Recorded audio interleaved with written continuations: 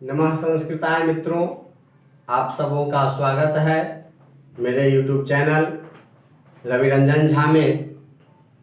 आज हम चर्चा करेंगे नवम वर्ग के संस्कृत पाठ्य पुस्तक ट्यूशन भाग 1 में तीसरे पाठ के बारे में, जिसका शीर्षक है यक्ष युधिष्ठिर संवादः। सर्वप्रथम यह जानेंगे कि यह जो तीसरा पाठ है यक्ष युधिष्ठिर संवादः, यह कहाँ से लिया गया है।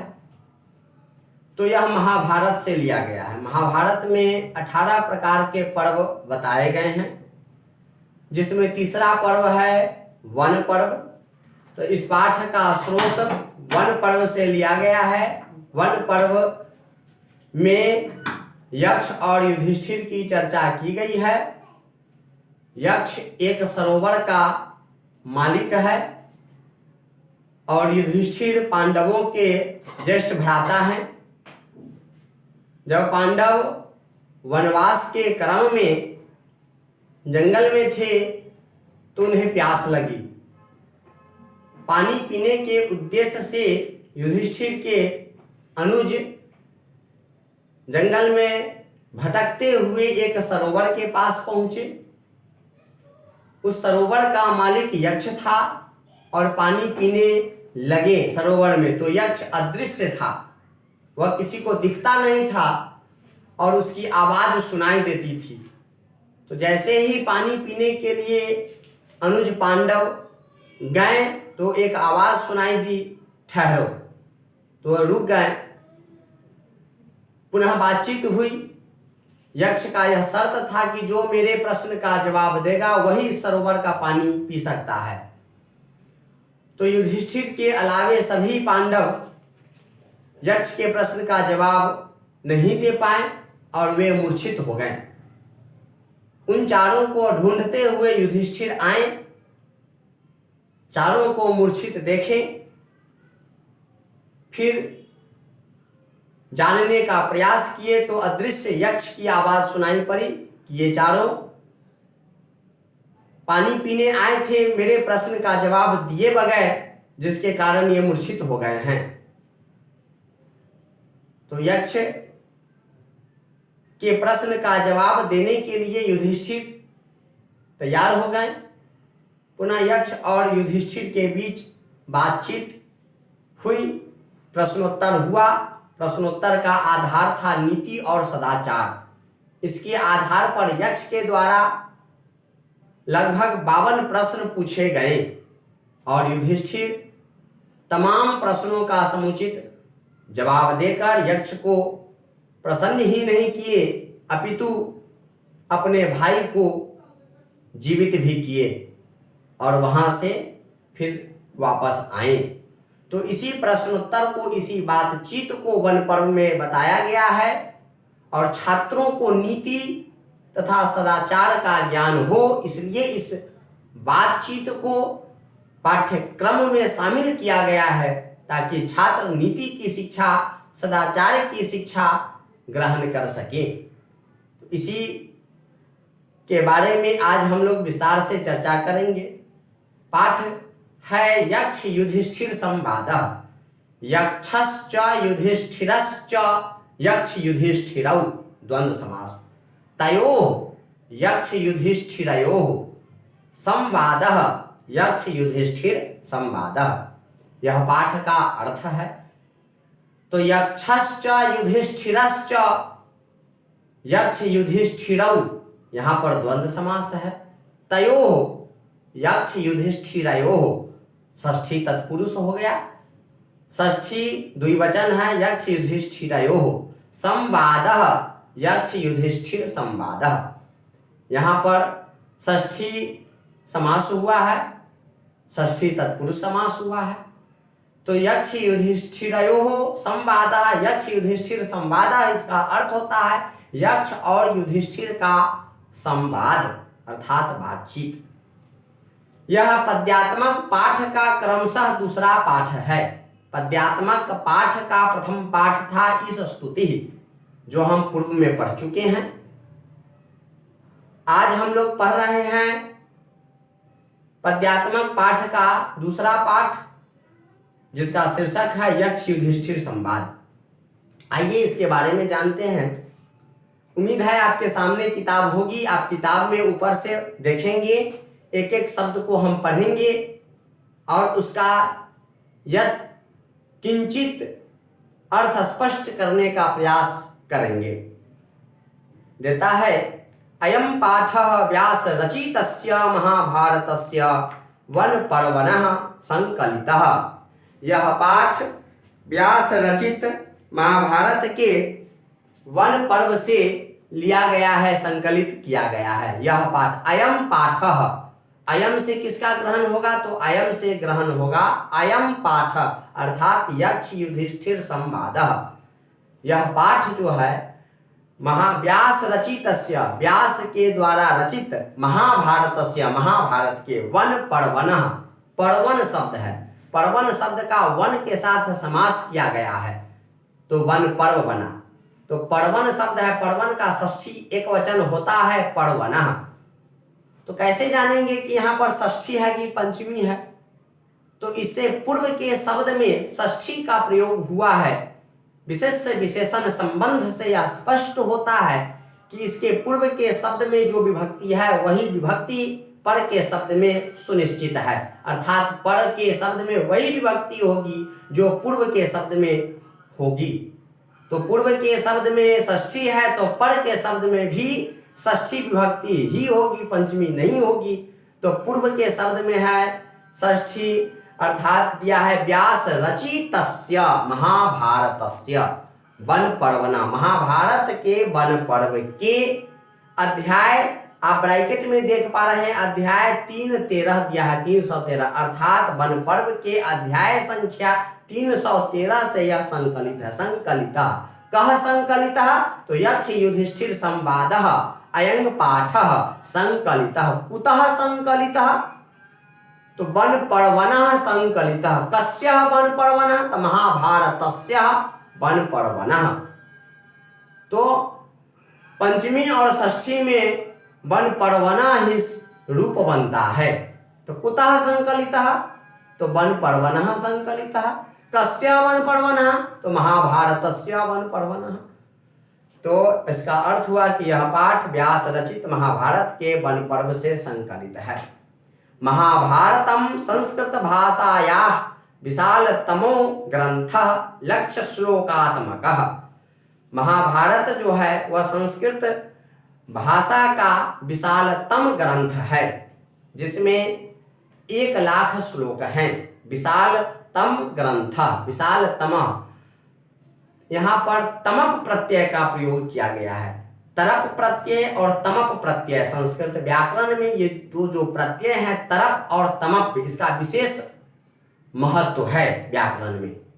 तो तमप का मतलब होता है, अर्थ होता है जहां बहुत में एक को श्रेष्ठ बताना होता है तो वहां पर तमप का प्रयोग करते हैं, और जहां दो में एक को श्रेष्ठ बताना होता है तो वहां पर तरप प्रत्यय का प्रयोग करते हैं। तरप में तर दिखता है और तमप में तम दिखता है, तो विशाल तमः है तो अंत में तम दिख रहा है, तो इससे यह निर्धारण होगा कि यहाँ पर तमप प्रत्यय है। तो विशाल तमः ग्रंथ, विशाल तम ग्रंथ है कौन?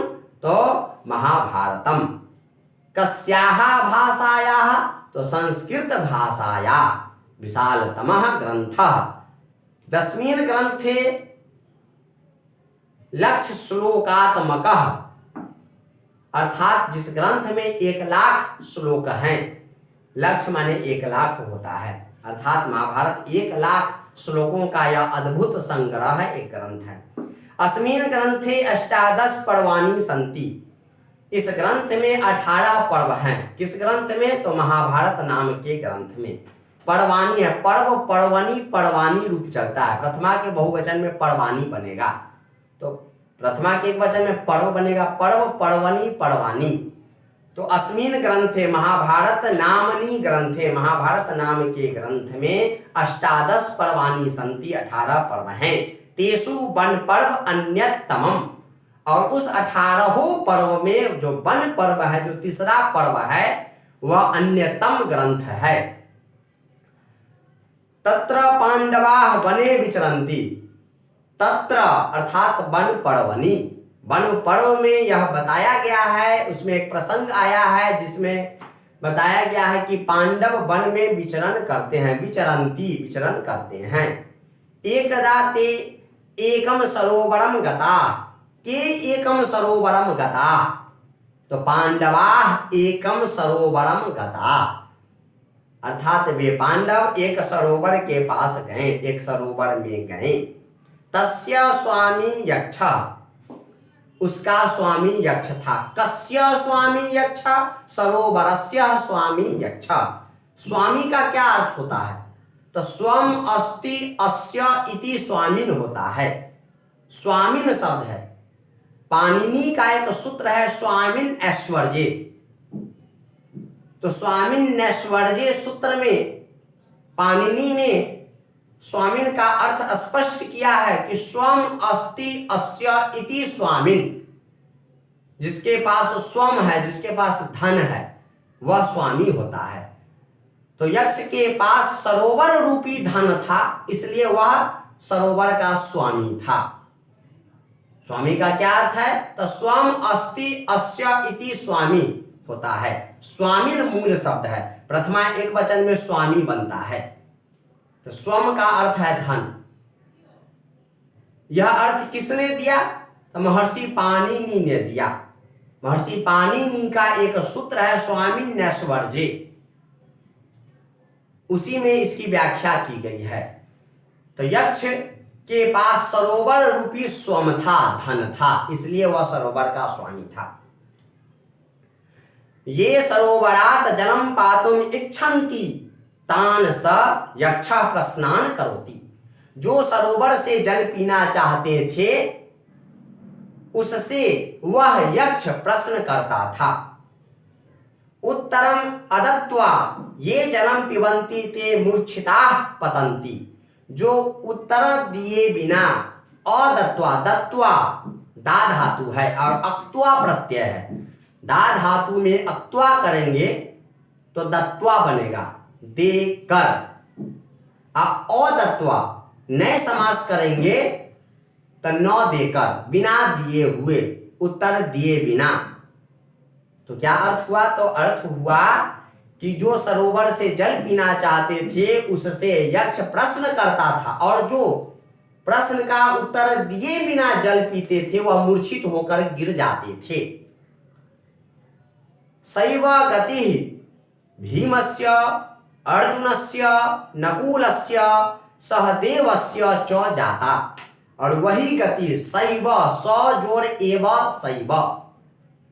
गति शब्द जो है वह गण धातु में एक तीन प्रत्यय लगने से बनता है। गति शब्द नित्य स्त्रीलिंग है। क्यों? क्योंकि गण धातु में एक तीन प्रत्यय करेंगे तो गति बनेगा, और एक तीन प्रत्यय जिसमें लग जाता है वह शब्द नित्य स्त्रीलिंग होता है। तो इसका निर्धारण कैसे होगा? तो इसका निर्धारण होगा, दिया है शैव गति और आगे दिया है जाता हुआ। अगर पुल्लिंग रहता तो देता जातः, अगर नपुंसक लिंग होता तो देता जातम, लेकिन क्या दिया है? जाता दिया है। तो अर्थ क्या होगा? अर्थ होगा शैव गति भीमस्य अर्जुनस्य नकुलस्य सहदेवस्य च जाता। वही गति भीम की, अर्जुन की, नकुल की और सहदेव की हुई। कौन गति हुई? तो ये चारों पांडव बिना उत्तर दिए जल पिए, इसलिए मूर्छित होकर गिर पड़े। अंततः युधिष्ठिरः तत्र गतः, अंतिम में युधिष्ठिर वहां गए। स एव यक्ष प्रश्नानां समुचितम उत्तरम ददाति। वह ही, स एव वह ही, यक्ष के यक्ष प्रश्नानां, यक्षस्य प्रश्नानां, यक्ष प्रश्नानां, यक्ष के प्रश्नों के समुचित उत्तर देते हैं, ददाति देते हैं। प्रश्नोत्तरेषु नीति सदाचारश्च वर्णितौ। प्रश्नोत्तरों में नीति और सदाचार वर्णित है। प्रश्नोत्तरेषु, प्रश्नोत्तर शब्द है और सप्तमी का एक वचन रूप है प्रश्नोत्तरेषु। प्रश्नश्च उत्तरश्च प्रश्नोत्तरौ, प्रश्नश्च उत्तरश्च प्रश्नोत्तरौ, तयोः प्रश्नोत्तरयोः, तेषु प्रश्नोत्तरेषु। तो सप्तमी का बहुवचन है, तो प्रश्नोत्तर में, प्रश्न और उत्तर में नीति और सदाचार वर्णित है। सदाचार, सद आचार, हमारा आचार कैसा होना चाहिए, हमारा विचार कैसा होना चाहिए, ये वर्णित है। यक्ष और युधिष्ठिर में जो बातचीत हुई इसमें नीति की चर्चा की गई है और सदाचार की चर्चा की गई है, ताकि नवम वर्ग के छात्र छात्राओं में नीति परक और सदाचार परक ज्ञान हो। यही इस पाठ का एकमात्र उद्देश्य है। आज के आधुनिक छात्र नीतिवान बने, सदाचारवान बने, यह इस पाठ का उद्देश्य है। तो आज तक इतना ही। आगे के एपिसोड में हम यक्ष और युधिष्ठिर के प्रश्न और उत्तर पर प्रकाश डालेंगे।